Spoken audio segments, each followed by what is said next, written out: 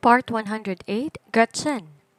Mapanlinlang ang anyo ng isang taong desperado pero mas mapanlinlang ang puso ng isang taong sanay sa pananakit. Kamusta mga ka-Ashlon? At gaya ng pangako ko, muli tayong nagbabalik. At sa kabanatang to, masusubukan ang tatag ni Gretchen sa pagharap sa kanyang ina na si Teresa. Ngunit habang pilit niyang sinasara ang pinto ng kanyang nakaraan, isang bagong panganib naman na naghihintay sa mansyon ng mga Okamori. Sa pagdating ni Warren Okamori, sapat na kaya ang kabutihan ni Gretchen para protektahan si Grandma Hermania? O ito na ang simula ng mas madilim na kabanata? Nako, mukhang hindi titigil ang mga kontrabida hanggat hindi nakakapaghasik ng lagim. Hindi na natin papatagalin pa, kaya simulan na natin. Please, Gretchen, kahit ngayon lang tulungan mo ko, pagsusuma mo pa nito. Panay ang iyak ni Teresa pero palihim niya pa rin pinagmamasdan ang reaksyon ni Gretchen. Alam niya kung gaano ito kabait at isa pa, kung hindi siya papansinin ni Gretchen, may isa pa naman siyang anak. At habang nakalohod siya sa harapan ni Gretchen, nakita niya may iilan ng panauhin ang napapadaan sa gawin nila. Isa sa mga kapitbahay ni Gretchen mula sa kabilang apartment complex ang naglakas loob na lumapit sa kanila. Kahit na ayaw niyang makialam, hindi niya mapigilan ang sarili niya matapos masaksihan ang nangyayari. Miss, paano mo naaatim na hayaang lumuhod ang nanay mo sa harapan mo pa mismo? Hindi ka ba naniniwala sa karma? Matakot ka naman sa nasa itaas. Kung normal na araw lang, madali lang naman kausap si Gretchen, pero hindi sa pagkakataong yon. Dahan-dahan niyang nilingon ang babae at malamig itong tiningnan. Kapag pinatayo ko ba siya, ikaw ba ang papalit sa pwesto niya at luluhod ka sa harapan ko? Natigilan ang babae sa naging sagot ni Gretchen. At imbes na makipagtalo, agad nitong hinila ang anak na akay-akay nito palayo sa kanilang dalawa. Ilang sandali pa silang dalawa na lang ni Teresa ang naroon sa lugar na yon. Alam na alam niya kung ano ang ginagawa ng ginang. Nais itong mapilitan siyang sumunod sa kung ano man ang gusto nito sa pamamagitan ng paggamit ng opinyon ng publiko gaya ng ginawa nito sa kanya noong nakaraan. Subalit nangako siya sa sarili niya na hindi na siya nito muling mamamanipula. Nang makita ni Teresa na walang balak si Gretchen na sakyan ang pag-arte niya, dahan-dahan na siyang tumayo mula sa pagkakaluhod. Hindi kita mapapatuloy sa bahay ko, malamig nitong turan. Agad siyang nakaramdam ng pagkadismaya, subalit bago pa man siya makapagsalita, naunahan na siya nito. Pero pwede kitang hanapan ng lugar na pansamantala mong matitirhan? Mabilis pa sa 4:00 na nagliwanag ang mukha ni Teresa sa narinig. Matamis siyang umiti kay Gretchen kahit pa man labag sa loob niya. Maraming salamat, Gretchen. Kay buti mo talaga. Hindi ko to ginagawa para sa'yo, kundi para kay Kuya George. Ayoko lang na maging istorbo ka sa kanya, lalo pat abala siya. Putol niya sa sasabihin sana nito. Kung hindi niya to papansinin, sigurado siya ang kapatid niya ang susunod nitong pupuntahan. Abala ang Kuya George niya sa business nito at naroon pa si JP na inaalagaan ng lalaki. Alam niya kung gaano kagahaman ang kanilang ina. Noong nakaraan, napansin niya ang pagiging malapit ni na Kendra at ng kapatid niya. Kapag nakita yon ng kanilang ina, sigurado siya, sasamantalahin lang nito ang kaibigan niya. Hindi na pinansin pa ni Teresa ang lamig ng pakikitungo ni Gretchen sa kanya at kunway madamdamin na pinasalamatan na lang ang babae. Mas dadami na ang mga tao dito maya-mayang konti. Ayaw mo naman sigurong makita at makilala ka nila, hindi ba? Sa kaisipang iyon ang lamig si Teresa. Hanggang ngayon hindi pa rin humuhupa ang galit ng mga netizens sa kanila ni Ramon. Naranasan pa nga niyang habulin at batuhin ng itlog. Ayaw na niyang mangyari pang muli ang mga bagay na yon. Huwag kang mag-alala, Gretchen. Hindi ako manggugulo sa inyong dalawa ni George, sabi pa niya. Tumango lang si Gretchen at agad siyang dinala sa bahay na sinasabi nito, pero nang makarating sila sa lugar, isang lumang basement ang balak patirahan sa kanya ng magaling na si Gretchen. Palihim na sinuyod ng tingin ni Teresa ang buong basement. Marumi yun, luma ang kama at wala pang sariling banyo. Dito mo ako patitirahin? Hindi makapaniwalang tanong ni Teresa. Kahit hindi siya mayaman, hindi pa niya kailanman nasubukan na tumira sa ganitong klase ng lugar. Akmang magsasalita pa sana siya, subalit nang tinapunan niya si Gretchen ng isang malamig na titig, hindi na siya nakaimik pa. Sa ngayon, titiisin na lang muna niya ang basement. Ang importante, may pansamantala siyang matutuluyan. May tubig at kuryente din naman, kaya ayos lang. Tinulungan na kitang makahanap ng lugar na pansamantala mong matutuluyan. Ayoko na gumawa ka pa ng kung anong kalokohan at wag kang mananakit ng iba para sa pansarili mong interes. At wag ka ring magtatangkang huthutan ulit ako ng pera dahil hindi ako mangingiming gantihan ka oras na sumuway ka sa mga sinabi ko. Malamig at puno ng otoridad ang boses ni Gretchen. Kakaiba ang pinakitang ugaling ng babae ngayon kumpara noon. Tinaas ni Teresa ang kanan niyang palad bago nagsalita. Pinapangako ko, Gretchen. Wala akong gagawin na kalokohan. Hindi din kita iistorbohin. Hindi na nagsalita pa si Gretchen dahil hindi rin naman siya naniniwala sa mga pinagsasabi ng kanyang ina. At mas lalo nang hindi siya naniniwala na magbabagong isang kagaya ni Teresa sa loob lamang ng maikling panahon. Sobra-sobra na ang ginawa nito sa kanya na naging dahilan kung bakit niya tuluyang pinutol ang kung anumang ugnayan nila. Kung hindi dahil sa pag-aalala na gagambalain nito ang kanyang kapatid, hindi niya ito papansinin. Alam niya kung gaano to kahirap pakisamahan pero hindi rin naman tama na sinasaktan to ng pisikal ng kanyang ama. Hindi niya rin tuloy maiwasang isipin kung bakit bigla na lang itong nananakit. Pagkatapos niyang kausapin at balaan ng kanyang ina, bumalik na siya sa apartment. Imbes magluto ng pancakes, bumili na lang siya ng ready-to-eat na pagkain sa labas. Nang makita niyang mahimbing pa rin ang tulog ng asawa niya, napagpasya niyang tawagan na lang muna ang kanyang kapatid para ipaalam ditong tungkol sa kanilang ina. Magkahalong gulat at pag-aalala ang naramdaman ni George sa sinabi ni Gretchen. Anong kailangan niya sa'yo? Huwag na huwag kang makikinig sa kahit anong sasabihin niya, Gretchen. Kung maaari, iwasan mo siya. Ako nang bahala sa kanya. Hindi inaasahan ni George na pupuntahan ng kanilang ina ang babae. Kahit na isang basement lang tinitirhan ng Mama Teresa nila sa ngayon, pera pa rin ni Gretchen ang ginagamit na pambayad. Ano na lang ang sasabihin ni Demetrio kapag nalaman nito ang tungkol sa kanilang ina pagkatapos ng gulong hatid nito? Nagpakawala siya ng malalim na buntong hininga. Bakit ba ganitong klase ng ina ang meron sila ni Gretchen? Binalaan niya na ito na wag nang istorbohin pa si Gretchen. Naiinis siya na hindi nito pagsunod sa naipangako nito sa kanya. Napangiti naman si Gretchen sa kabila ng nangyari ngayong umaga. Natutuwa siya at talagang concerned sa kanya ang kapatid niya. Huwag kang masyadong mag-alala tungkol sa akin, kuya. Nasa malapit ko lang naman siya pinatira. Hindi ko pa alam kung anong buong detalye ng sitwasyon niya o kung totoo nga ba ang mga sugat na nasa kanyang katawan. Ang mabuti pa, tanungin muna natin si Papa. Hindi rin kasi ako makapaniwala na magagawa niya ang bagay na sinasabi ng nanay natin. Kilala niya ang kanyang ama. Kahit na nagagalit ito, hindi pa naman din ito nasakta ng sobra ang kanilang ina noon. Ngayong nakita niya ang maraming pasa sa katawan ng Mama Teresa nila, sigurado siya may malalim na rason kung bakit to ginawa ng lalaki. Kung siya lamang, wala naman siyang pakialam, pero sigurado siya, kakaharapin din ni George at JP ang sitwasyon na ipinag-aalala niya. Muli, bumuntong hilinga si George. Okay, pero mag-iingat ka pa rin. Huwag na huwag kang magpapakakampante sa nanay natin, Gretchen. Kilala mo yan. Kung sakali mang magkaroon ng problema, tawagan mo ako agad. Pupuntahan ko si Papa mamaya kapag libre ng oras ko. Matapos makausap ang kanyang kapatid, napatingin siya sa kawalan. Kagabi lang naisip niya na baka may kapalit lahat na magagandang bagay na nangyayari sa buhay niya ngayon. Di niya inaasahan na darating agad ang sinasabi niya. Mukhang balak na namang guluhin ng kanyang ina ang tahimik na buhay niya. Nasa ganon siyang kaisipan nang makatanggap siya ng tawag mula kay Sir Arman. Agad niya yung sinagot at kinausap ang lalaki. Nasa harapan ako ng apartment complex mo, Gretchen. Bala ko sana sa umaga na lang magpunta sa Okamore Villa. Sasama ka ba sa akin? Sumilip siya sa loob ng silid nila ni Demetrio. Hanggang ngayon tulog pa rin ang lalaki. Sa buong panahon na magkasama sila, ngayon lang nito nakita na sobrang komportableng natutulog at himbing na himbing pa. Imbes na gisingin to para magpaalam, nag-iwan na lamang siya ng sulat bago nag-ayos ng sarili at bumaba ng apartment nila. Halos wala siya sa sarili sa buong biyahe nila dahil okupado ng Mama Teresa niya ang kanyang isipan.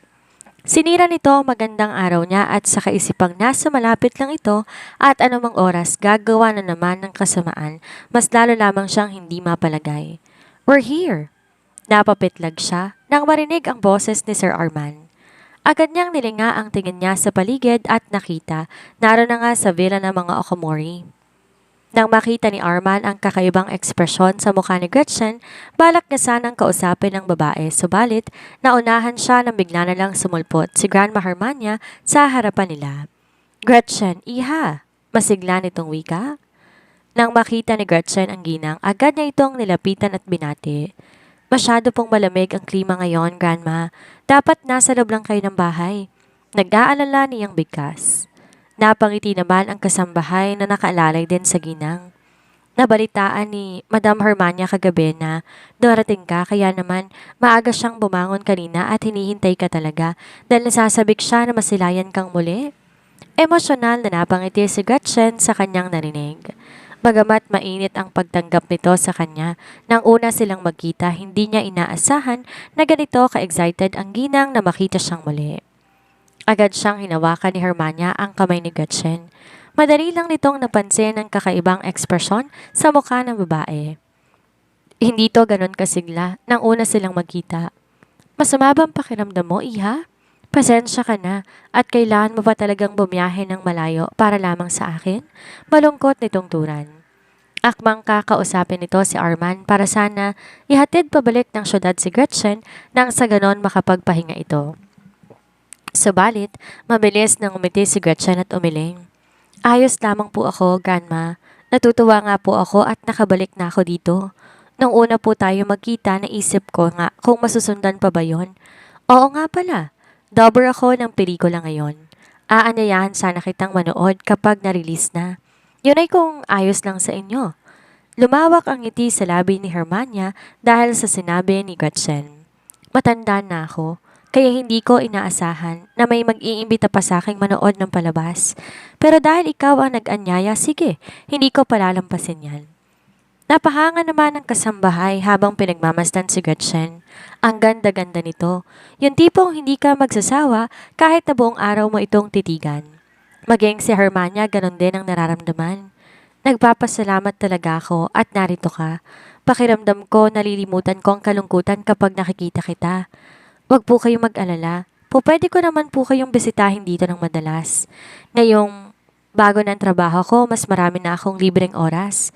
Hindi ba ako makakaistorbo sa'yo? Agad na umiling si Gretchen. Hindi po, Grandma. At mukhang maganda po itong lugar ninyo para dito ituon ang buong oras ko ngayong araw. Madamdamin na napangiti si Hermania at marahang pang pinisil ang kamay ni Gretchen. Lagi kang welcome dito at aasahan ko yung sinabi mo. Napangiting muli ang kasambahay na nag-aalaga kay Hermania. Salamat sa presensya ni Gretchen at sumiglang muli ang amo niya. Ilang sandali pa ay iminiwestra na ni Hermania kay Gretchen ang isang nakasarang pinto. Nandito ang mga antique collection ng mga Okomori. Karamihan sa mga yan galing pa sa mga sinaunang henerasyon ng pamilya. Ang iba naman galing sa mga antique auction sa loob na nagdaang taon. Pagkasabi ni Grandma Hermania na mga katagang iyon, binuksan ng kasambahay ang pintuan. Di mapigilan ni Gretchen na mapasinghap. Hindi lang basta basement at nasa harapan nila, kundi nagmimistulan na yung isang malaking museum.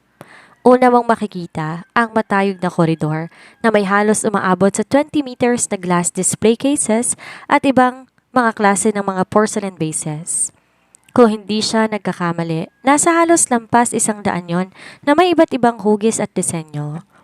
Sa kabilang glass display naman ay ang iba't ibang klase ng mga jewelries na naaayon sa material na ginamit dito at mismong taon kung kailan yon ginawa o napasa kamay ng mga Okomori. Napakarami ding ancient paintings na nakasabit sa dingding habang may malalaking boxes sa isang tabi na naglalaman ng mga scrolls, calligraphy at paintings. Hindi lang yon, pati ang mga glass displays, antique din, at maging ang mga ilaw sa buong basement. Nakakalula. Ganito pala kayaman ang pamilyang Okomori. Walang-wala ang antique shop sa napuntahan nila ni Sir Arman kahapon na sa harapan niya ngayon. Hindi pa naman siya nakakapunta sa isang malaking museum pero maikukumpara niya ang basement ng mga Okomori sa nakikita niya sa mga palabas sa telebisyon. Kung variety at quantity ang pag-uusapan, kayang-kayang suportahan ng koleksyon na meron ang mga Okomori ang isang museum. Marami pa nga sa mga yon ang naroon pa sa box at hindi pa nadidisplay. Agad na nakakuha ng pansin ni Gretchen ang isang porcelain vase na may pinaghalong puti at asul na kulay. Hindi ba't panahon pa to ng Qianlong? Hindi makapaniwala niyang sambit. Nakita niya iyon sa video na napanood niya at nagkakahalaga lang naman ang vase ng 10 million euros. Napangiti naman si Grandma Hermania nang magawi ang kanyang mga mata sa bagay na tinutukoy ni Gretchen. Regalo sa akin niya ng ama ni Helena noong ika-50 taon kong kaarawan. Nabanggit din sa akin mismo ni Helena na may naamoy siyang mabangong aroma sa vase. Nilapit ni Gretchen ang kanyang ilong sa vase at inamoy yon. Ilang sandali pa namilog ang kanyang mga mata. Gawa sa agarwood ang vase. Milyones din ang halaga ng isang agarwood kung pagsasamahin lahat, nasa 50 million euros ang halaga na naturang regalo. Ito naman ang autumn cold na painting.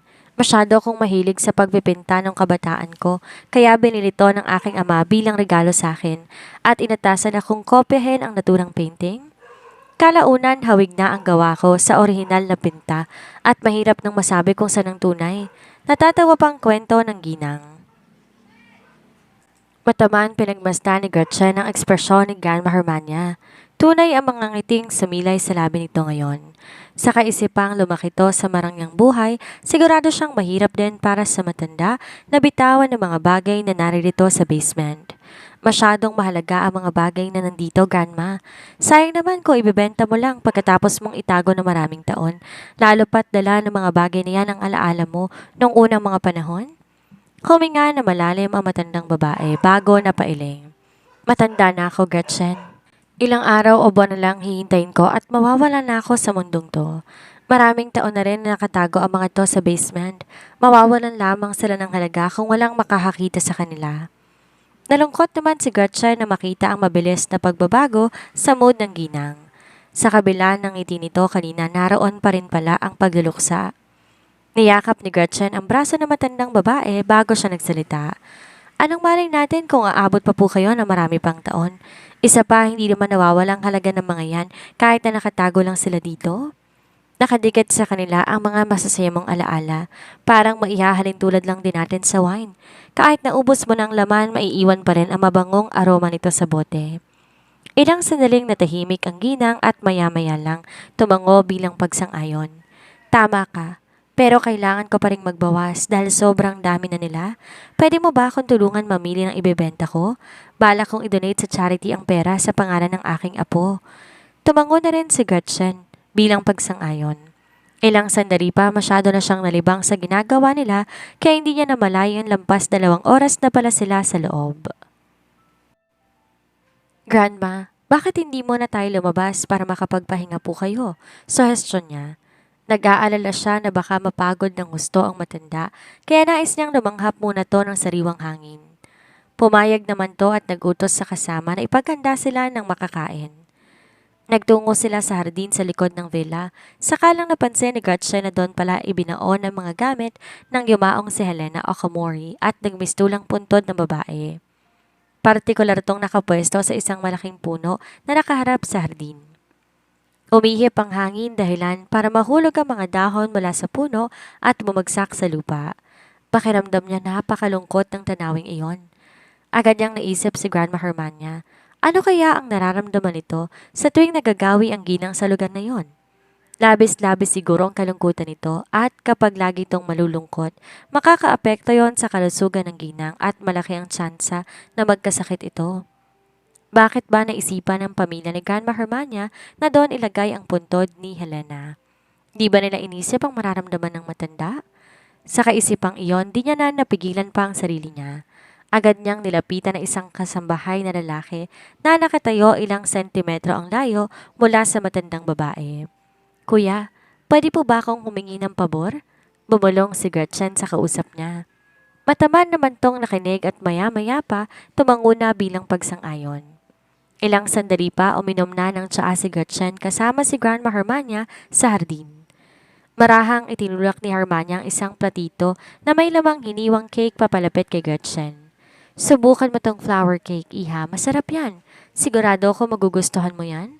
Magiliw na sambit ng matanda. Tumango naman si Gretchen. Katunayan, gutom na talaga siya.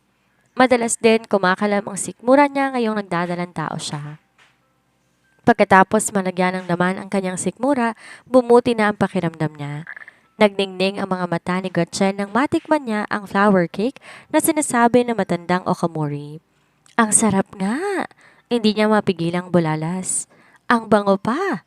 Napangiti naman si Hermania nang makitang nagustuhan ni Gretchen ang cake. Homemade yan kaya masarap. Paborito yan ni Helena noon kaya padalas ako magpagawa ng ganyan. Mamaya padadalhan kita pag uwi mo. Maraming salamat po, Grandma. Di naman mapuknat ang ngiti sa labi ni Hermania habang pinagmamasdan si Gretchen na maganang kumakain. Hindi niya maipaliwanag subalit napakagaan talaga ng loob niya sa babae. Yung tipong para bang matagal niya na itong kilala. Makalipas ang halos kalahating oras, dumating na ang ipinadeliver ni Gretchen na bulaklak. Sinamantala ni Gretchen ang pagkakataon para ihanin yung mga bulaklak sa puntod ni Helena para magmukhang masigla ang paligid. Nagulat naman na matanda nang makita ang ginawa ni Gretchen.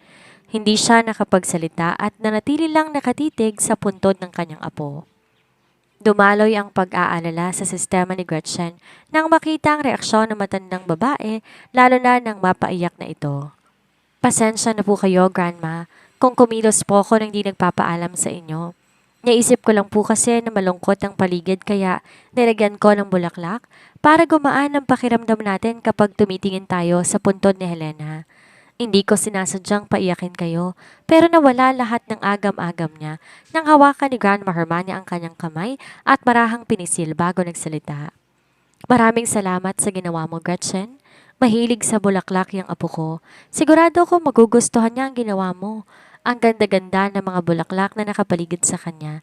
Napakabait mo talaga at maalalahanin pa. Mas lalo lang na natuwa si Hermania kay Gretchen. Sa kabila ng pakikiramay ng karamihan sa kanyang apo, nababatid niyang ibang-iba ang concern na pinapakita ni Gretchen. Sobra siyang natouch sa ginawa ng babae. Mukhang masisigla pa ang pakiramdam niya kapag narito palagi ang dalaga. Karamihan naman po sa mga bata natugtuwa sa mga bulaklak. Sana makatulong ang ginawa ko para kahit wala na siya sa mundong to, maramdaman niyang may nagmamahal pa rin sa kanya. Sunod-sunod na napatango si Grandma Hermania bilang pagsang-ayon. Gumaan ang pakiramdam niya at para bang natunaw na lang bigla ang lahat ng pag-aalala at kalungkutan niya. Naupo ang dalawa sa ilalim ng puno habang nagkukwentuhan. Maganang sinasalaysay ni Hermania ang mga bagay na tungkol sa apo niya nung bata pa ito. Lihim namang natawa si Gretchen na makitang tila nawala ang mabigat na nakadagan sa dibdib na matandang babae. Pati na ang kasambahay na kahingan ng maluwag sa nakikita nila. Ilang araw nang malungkot si Madam Hermania na ipinag-aalala nila ng husto pero magmula nang dumating si Gretchen, nagbago ang mood na matandang babae. Sana maglagay si Gretchen sa mansyon para mas gumaling pa ito mula sa kalungkutan na nararamdaman ito. Pagkatapos na magmerienda ni na Gretchen at Hermania, bumalik na si Gretchen sa basement para ipagpatuloy ang ginagawa niya. Saktong nakapasok siya sa loob, siya namang pagdating ni Warren Okamori sa mansyon. Ibang-iba na ang aura ng lalaki kaysa noon. Ngayon, siya ng head ng pamilyang Okamori. Nang makita siya ng kasambahay, sunod-sunod sa pagyuko ang mga ito para magbigay galang sa kanya. Nandito na si Master Warren. Magandang araw po. Maganda naman ang mood ni Warren habang naglalakad papasok. Ngayong wala na si Helena, sigurado siya nang mamamahala sa lahat ng meron ang pamilya nila.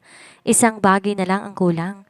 Kailangan mawala sa landas niya ang matandang babae nang sa ganon mapa sa kamay niya na ang kontrol sa lahat. Nakakamangha talaga ang busilak na puso ni Gretchen mula sa pagpapatira sa kanyang ina sa isang basement hanggang sa pagbibigay ng ngiti sa nagduluksa na si Grandma Hermania. Pero sapat na kaya ang mga bulaklak na inialay niya para sa kapayapaan ng mga Okamori? Lalong umiinit ang mga tagpo dahil narito na ang sakim na si Warren. Ano kayang gagawin niya kapag nalaman niyang may isang Gretchen na unti-unting nakukuha ang loob ng matandang Okamori? At si Teresa, paninindigan kaya niya ang kanyang pangako o gagawa na naman siya ng paraan para mabulabog ang buhay ni na Gretchen at Demetrio? I-comment nyo ang inyong mga hula, mga ka-Ashlon TV. Kung kayong tatanungin, dapat bang magtiwala si Gretchen sa biglaang pagbabago ng kanyang ina? Huwag kalimutang i-like ang video na ito at mag-subscribe para hindi mahuli sa susunod nating kabanata. Muli po, ako si Miss Sandra, nagpapaalala na hindi lahat ng lumuluha ay nagsisisi at hindi lahat ng nakangiti ay kakampi. Hanggang sa muli, God bless sa inyong lahat. Huwag po kayong aalis dahil susunod na ang isa pang kabanata.